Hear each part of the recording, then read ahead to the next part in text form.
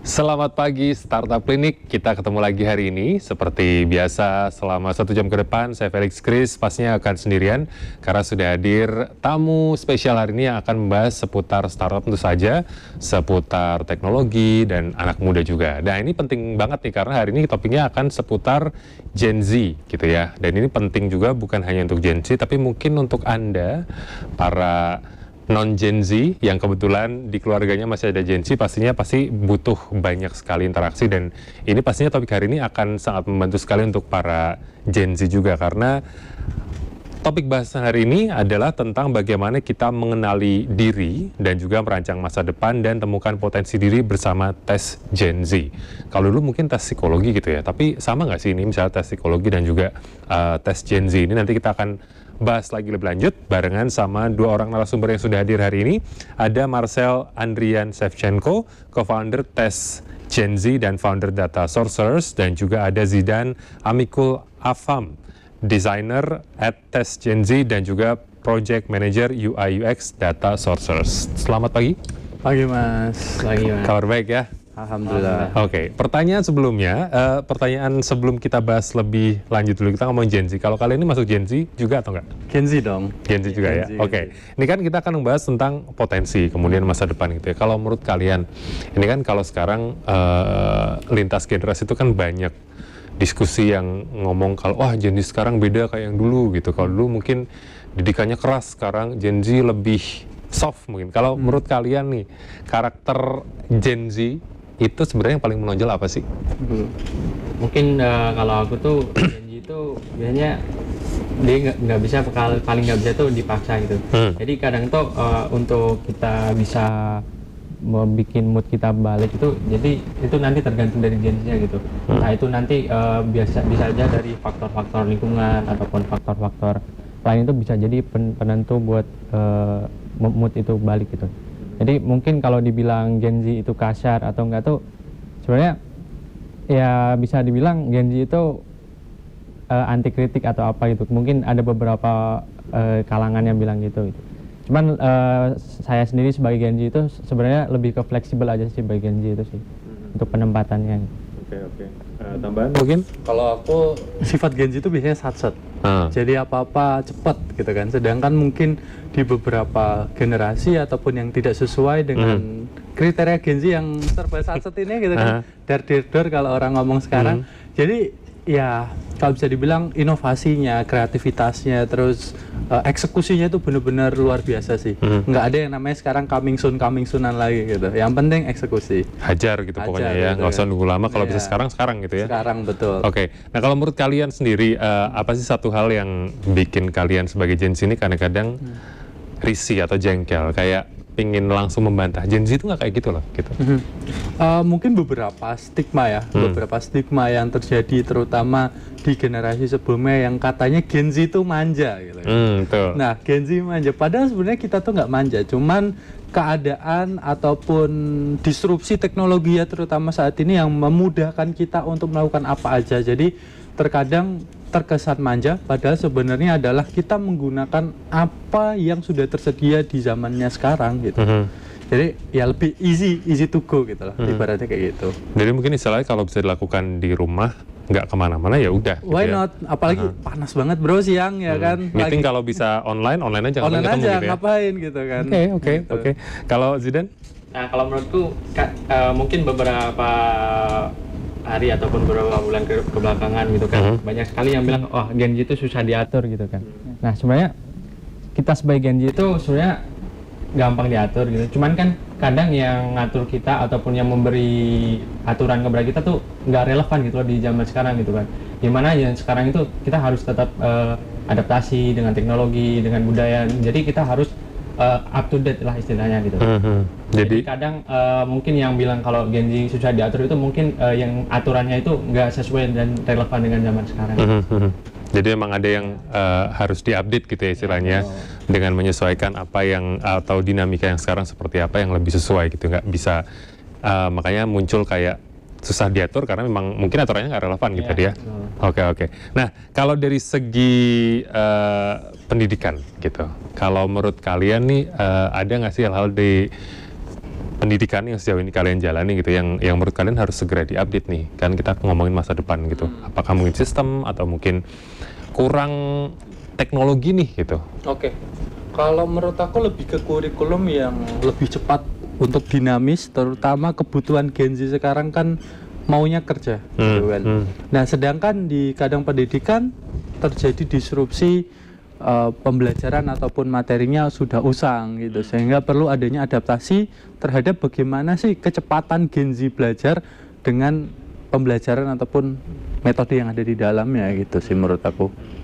Kalau dari aku sendiri sebagai desainer juga itu kan, jadi mungkin di penggunaan teknologi ataupun kayak aplikasi atau lainnya itu mungkin yang perlu lebih diperbarui lagi gitu kan, karena kadang misal dari dosen ataupun dari guru gitu memberikan materi dan misal kita praktik ini kan, nah misal kita praktik itu kadang untuk aplikasi ataupun sistem yang digunakan tuh masih sistem lama gitu, mungkin pada zamannya dosen kita ataupun guru kita itu mungkin ya is okay gitu ya. Cuman kan sekarang udah berkembang pesat banget gitu kan. Jadi mungkin harapannya nanti dari dosen-dosen ataupun guru itu bisa menyesuaikan lagi gitu loh untuk diajarkan gitu. Oke. Dengan karakter Gen Z yang serba cepat gitu ya, apa-apa pengen sat-sat, dan juga teknologi sekarang yang juga istilahnya bergeraknya cepat sekali gitu. Masih ada kebingungan nggak sih menurut kalian Gen Z ini dalam menentukan pilihan-pilihan, terutama misalnya di kuliah atau mungkin karir gitu? Kalau dulu kan mungkin susah ya, teknologi informasi nggak sekencang sekarang. Kalau sekarang dengan ketersediaan teknologi, masih ada kebingungan nggak menurut kalian untuk para Gen Z? Kalau dibilang masalah kebingungan pasti ada ya. Jadi biasanya kalau kebingungan tuh paling sering tuh misal kita ingin mengambil untuk jenjang kuliah gitu. Jadi setelah teman-teman ataupun dari siswa gitu, setelah mereka lulus tuh nggak tahu nih harus ngambil untuk jurusan apa gitu kan. Karena ada beberapa faktor juga, mereka tuh hanya yang penting nanti dapat kampus impian misal seperti itu, ataupun mereka disuruh orang tua buat ngambil jurusan itu, ataupun ada juga masalah atau FOMO atau tren gitu kan. Jadi hal-hal tersebut tuh yang mungkin dipikir secara singkat loh. Jadi mereka nggak memikirkan prospek kedepannya gitu. Mereka nggak tahu nanti di jurusan itu ngapain aja. Nah, dari hal-hal tersebut lah mungkin yang menjadi faktor untuk mereka tuh kayak aduh ngerasa salah jurusan nih gitu. Nah, mungkin kalau dari aku sendiri teknologi justru malah makin memperumit bagaimana Gen Z ini tuh memberikan pilihan, terutama sekarang ada yang namanya tren TikTok gitu ya kan. Semua disetir medsos gitu kan. Kita mau nggak mau harus ngikutin standar TikTok yang mungkin tidak sesuai dengan kepribadian kita. Makin banyak pilihan, makin banyak informasi yang masuk ke kita, otomatis bias dalam pengetahuan kita tuh makin rumit gitu ya kan. Sehingga perlu adanya arahan bagaimana Gen Z ini sebetulnya agar tidak disetir oleh sosmed gitu loh. Jadi karena standar hidup sosmed yang mungkin terlalu tinggi, terus kemudian kita di society ataupun lingkungan kita sebetulnya sebelum setinggi itu, dan memaksakan untuk meningkatkan level tersebut, walaupun ada yang disebut social climbing gitu ya. Tapi intinya adalah kita yang tahu diri kita gitu kan. Terus kalau misalkan bukan diri kita yang tahu, siapa gitu kan, ada beberapa metode lagi yang bisa nanti kita ketahui gitu, buat tahu apa sih minat kita sebenarnya, terus bagaimana cara milih jurusan. Apalagi kan sekarang makin banyak jurusan yang bertambah, berkembang, atau bahkan merger gitu kan, jadi sebuah jurusan baru, dan itu kan perlu knowledge lagi, apakah aku cocok atau enggak gitu.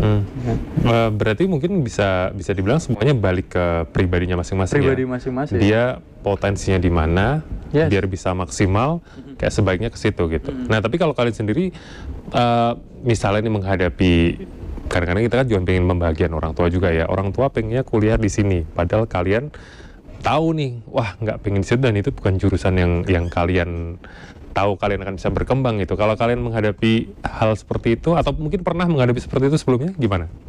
Apa yang strategi mungkin pendekatan ke orang tua atau? Mungkin kalau dari aku sih bisa meyakinkan aja sih ya.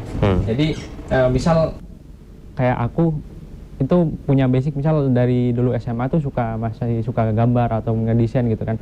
Jadi kayak ya udah dari basic itu saya bisa meyakinkan nih ke orang tua gitu. Ini loh, saya tuh emang potensiku di sini gitu. Jadi mungkin jurusan yang paling saya tepat itu nanti bisa ke arah untuk yang ke art gitu kan. Jadi mungkin itu yang bisa menjadi alasan juga buat saya sendiri misal ingin mengajukan ataupun memberi restu lah ya kepada orang tua itu dari hal-hal itu gitu. Jadi kita harus bisa sebenarnya balik lagi ya ke diri kita gitu. Kita harus bisa meyakinkan dan kita harus bisa mencoba dari potensi kita sendiri itu.